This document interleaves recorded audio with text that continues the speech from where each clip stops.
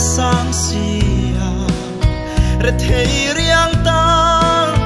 kong a thim nge kal ngai na re om lo har sam man lung ngai buai na ka tan chu man an sing trina o re thei riang hia ka tuar thiam lo fam ka noa me fam mai ka noa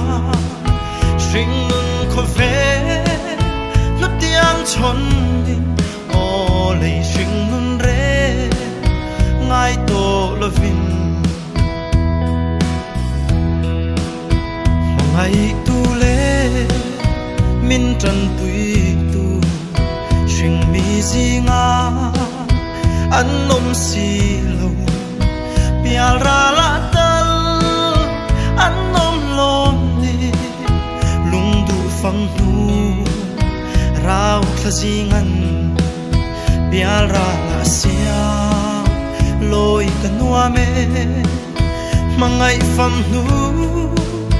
rau thla kiangan o fam kho puya leng ve tu rin fam ka nuam me fam mai ka nuam string nun kho ve nu tiang chon ni o lei string nun re ngai to lovin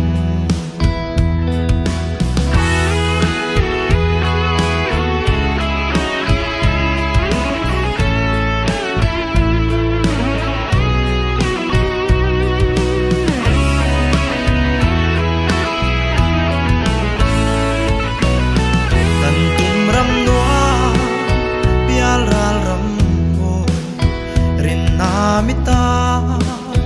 ka thlir thin chu o ka ngak hlel ka thleng hun tu rau thle na pial ral kho pui pial ral ramoi fam wang khuan har sat mangan a om to lo o shing nun chot na pial ra lang xua fam ka noa me fam mai ka noa string nun kho ve nu tiang chon